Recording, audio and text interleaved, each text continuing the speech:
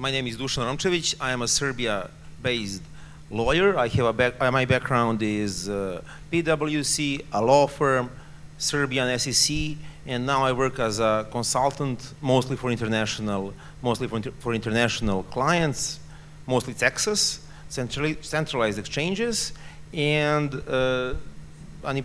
an important piece of information is that I was leading actually the Serbian SEC's group when we were drafting Serbian legislation for crypto. So I will give you also that perspective, what we had in mind when we were drafting it, and what are the things that you can do in Serbia better than anywhere else in the world. So yeah.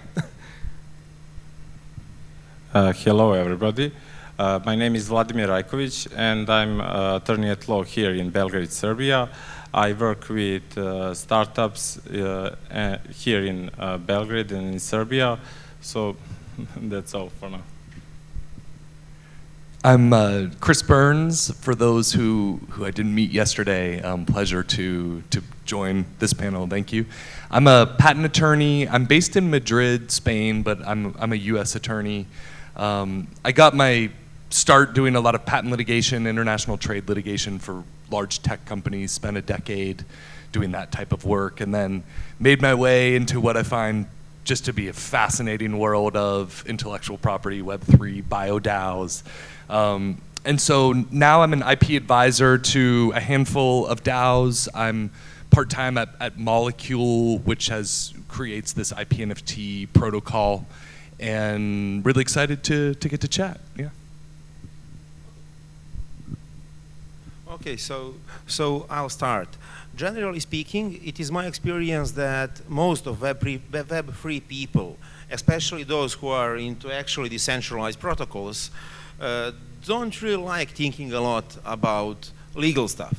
That is something we lawyers we find it like the most important. When I start checking a Web3 project, the first thing I look into is whether the legal stuff is okay, but that is something the developers usually think about it the last, and that shouldn't actually be the case. The first thing I would like to mention, and that is like the most important topic in most of the legal panels, is when you're starting your company in Web3 and you want to launch a token, whether that token is going to be used for DAO governance, or if you're going to use it for investment purposes or for something, the first thing you usually think about is whether that token is a security.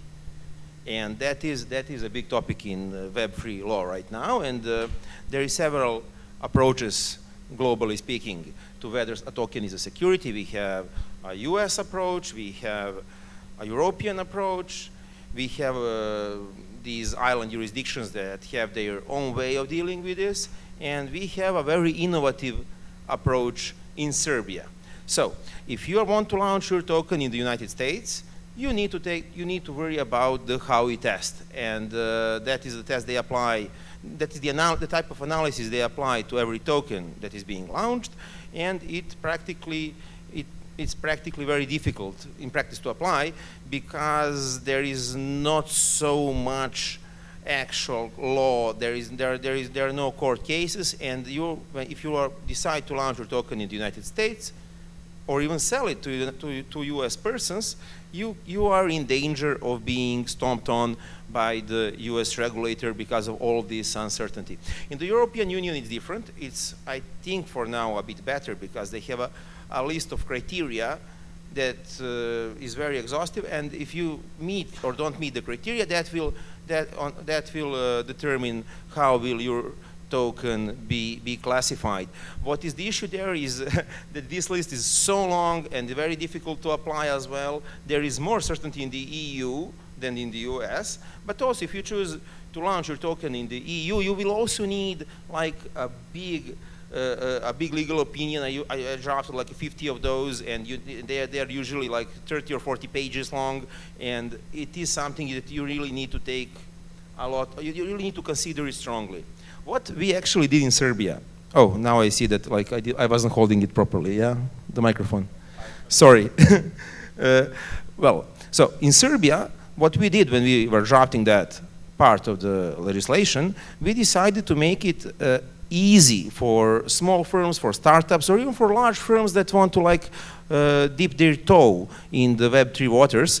And what we said is, if you need like up to 3 million euros, which is not a small amount for a startup, not even for some big DAOs, 3 million euros is not a small amount, we will let you off the hook regarding security laws. And even if later your token like goes up in value and you have a $10 million worth of, if your project is worth like $10 million, yeah, you're still off the hook regarding Serbian security laws. We implemented this as a kind of a de minimis rule.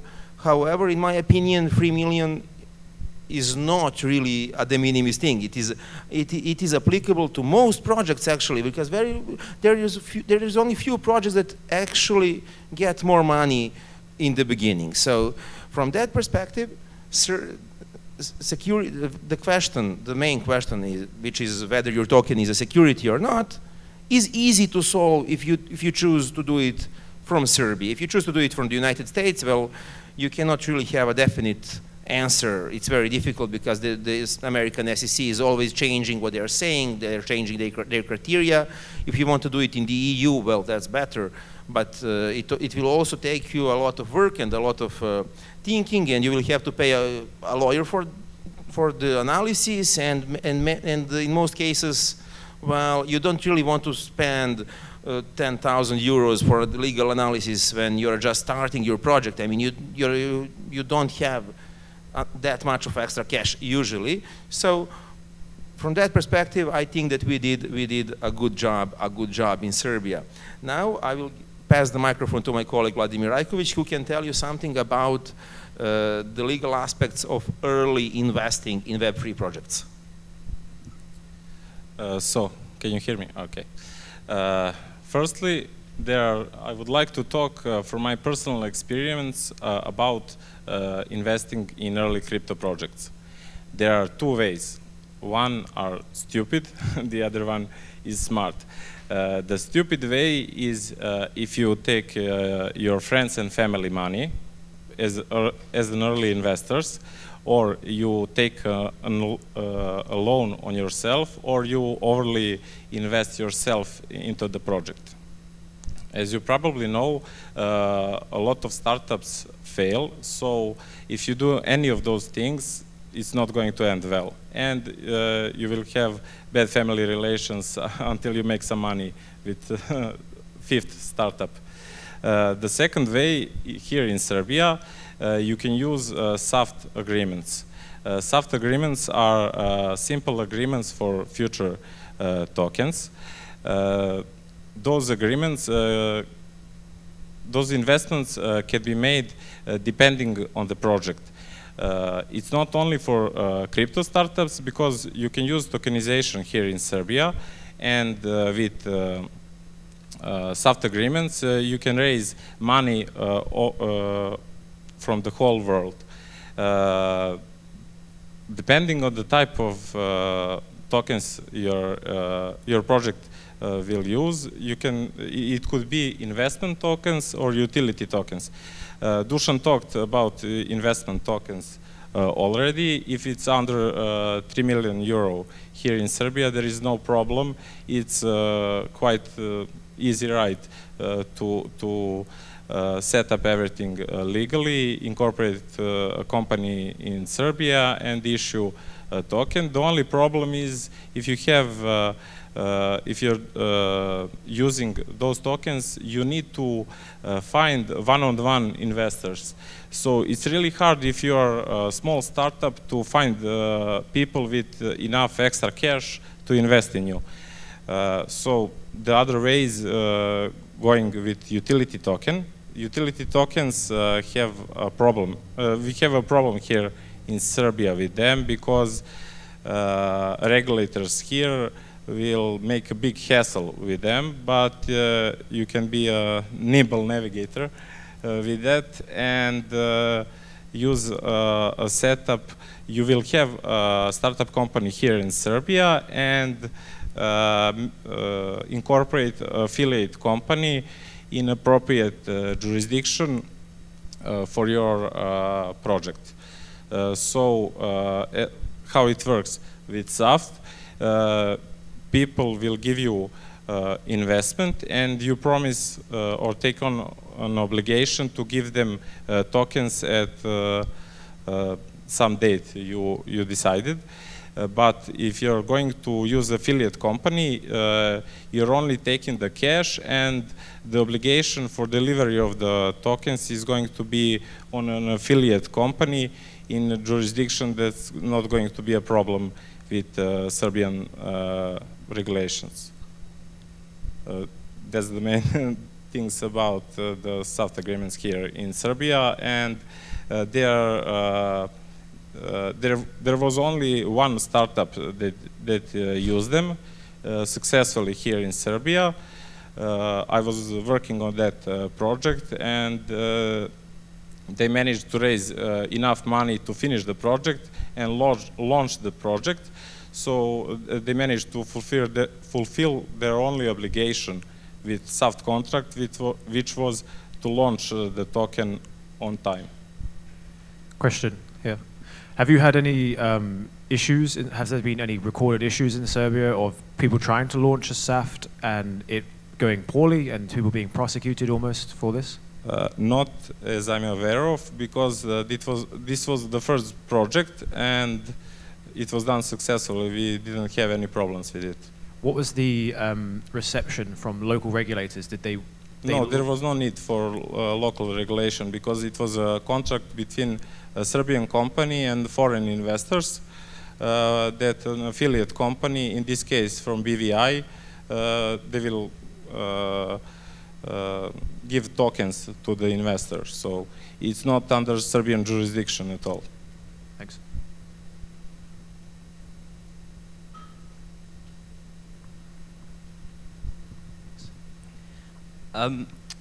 What's the kind of bank and finance perspective on this? Because I know that, obviously the SEC is one component, but big banks are in some ways trying to form their own currencies or even crush tokens to some extent. So what's that landscape like in Serbia? Yeah, that is a great question.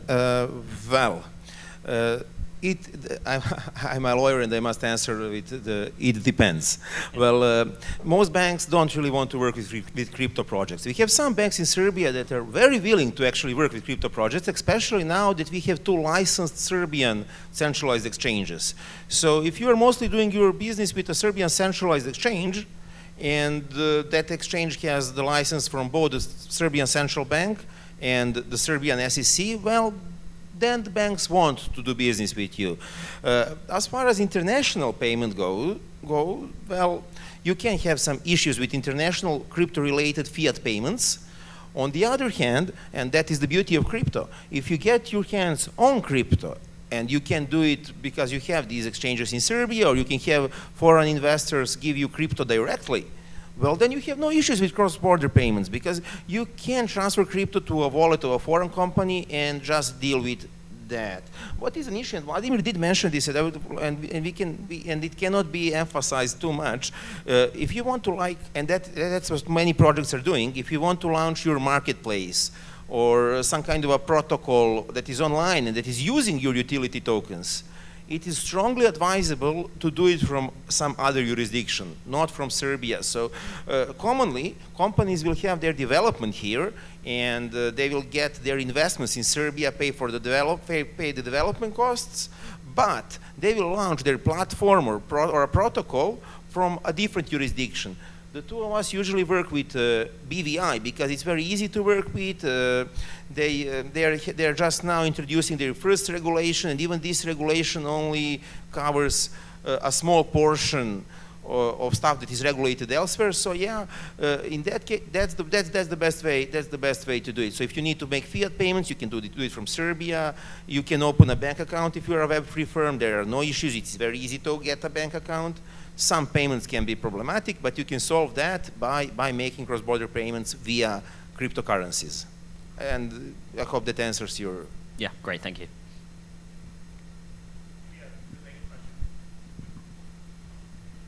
Thanks. So my understanding of the kind of the state of the art for token creation events, at least a year ago, is that it wasn't just jurisdiction shopping for entity, but also jurisdiction shopping for, in particular, nonprofit foundation. And I know people were looking at Panama a lot for this, and curious if Serbia has different laws for nonprofits, or if that's part of the equation here at all.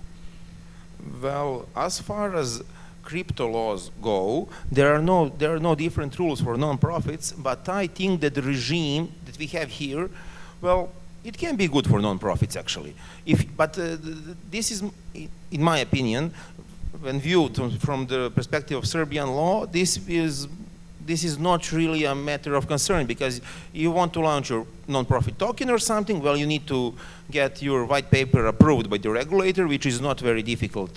It is easy to get that approval, and then it depends on your own tokenomics. What will the token be used for? What will you be using the proceeds for?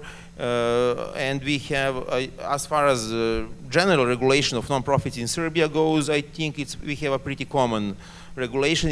We don't have options some island jurisdictions do have, and that is true for most European countries, so it is also true for Serbia, but for many models, Serbia can work, and it can especially work from the perspective of crypto law.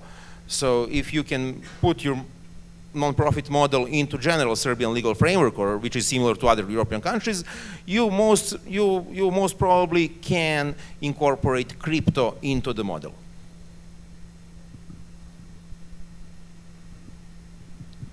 Thanks so much. This is fascinating to understand what Serbia is doing, and sounds like an amazing regulatory framework, so really appreciate getting to learn this.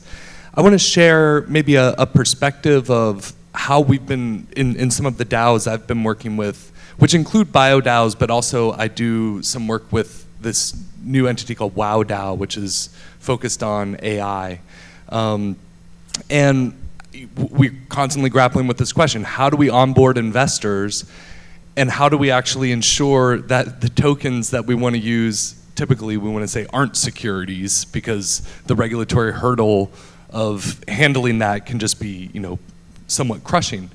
So what, we were talking about the Howey test before, and just to hone in on this third element of the Howey test, which is a US test, but this concept kind of applies generally to the securities analysis. And the question is, does the investor have a reasonable expectation for profits solely based on the efforts of others? So we immediately pull ourselves into this question of how active must an investor be to not be this passive investor that is wrapped up in this test. And it's interesting because I think it goes actually to some of the points that Juan was, oh yeah, it looks like Juan left, that Juan was mentioning about governance. What do we do when we have token holders who perhaps, maybe think they have some reasonable expectation of profits? Maybe it's a governance token. Maybe this token somehow has some ability to recoup some equitable, actually get some profits from this. And, like Juan was mentioning, in some DAOs, it's perfectly fine for the token holders to not really be active in governance. If this pattern exists in a DAO that's trying to kind of avoid these securities and, have investors come in, it will be a problem. So one thing that, really two kind of paths forward that I've been trying to help with. One is to rely on co-op precedent. I mentioned this yesterday, but there's some models that have been explored that utilize kind of a tri-corporate framework of an LLC, a cooperative, and a C-Corp, where the C-Corp becomes the vehicle for onboarding passive investors. The co-op is essentially like a legal wrapper for the DAO itself, and then the LLC holds all of the productive assets of both of those entities, including oftentimes the intellectual property being the kind of key. So in this LLC, which is a parent LLC that's holding the productive assets, you have two members, the C-Corp and the co-op.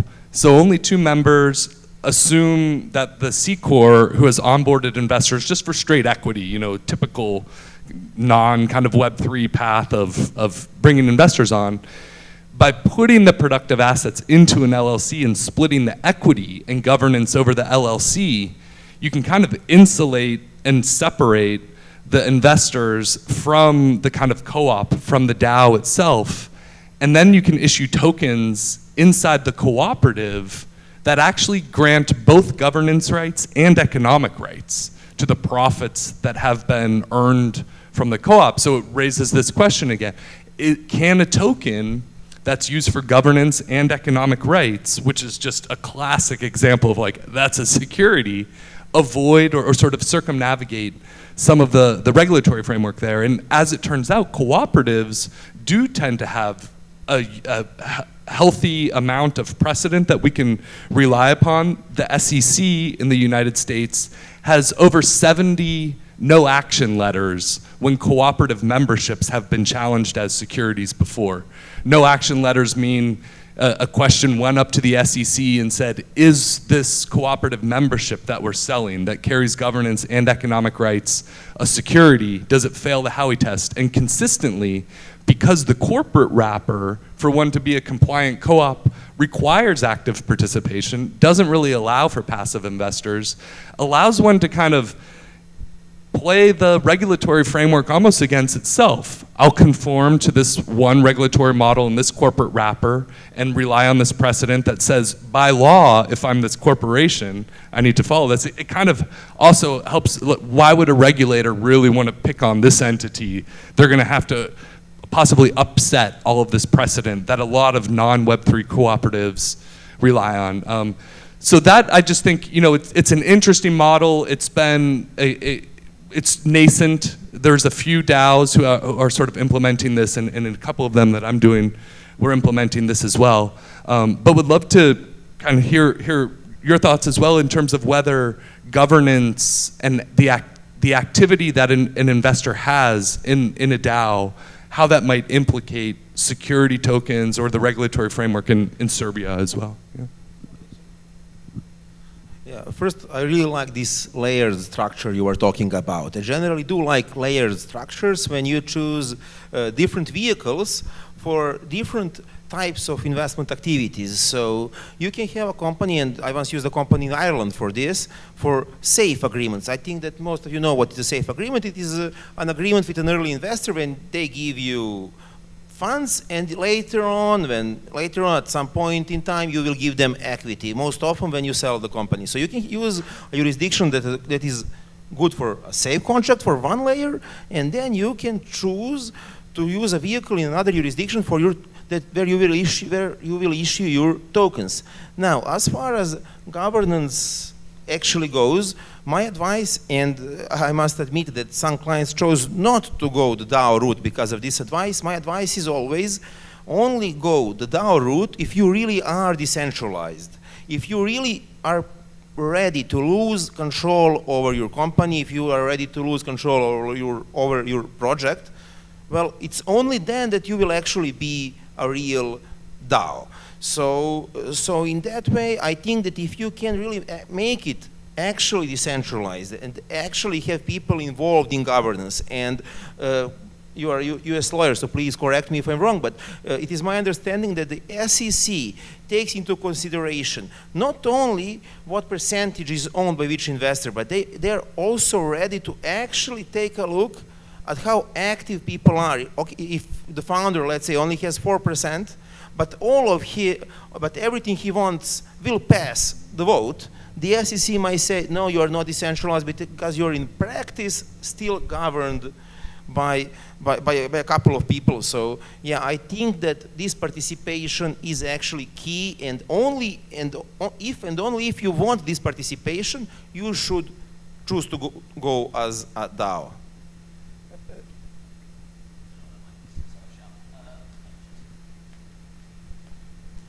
I hope this answers your question. Delegated governance, does that classify as active participation? I mean, I feel like I know the answer, but yeah, curious to hear the real answer. As far as I know, there actually isn't precedent on that, but I again, you know, as an IP lawyer, I get too far out over my skis sometimes on this. I haven't reviewed the 70 plus no action letters, and I'm just beginning to familiarize myself. I do think it'd be a problem. You know, it's like having a proxy voter as a shareholder. The analogy to that type of a precedent and those stocks or whatever being securities is probably going to put someone quickly in the wrong bucket. Yeah. I unfortunately can only give the same answer that I'm not sure, and I don't think that we can be sure right now how will the SEC view the delegation as such.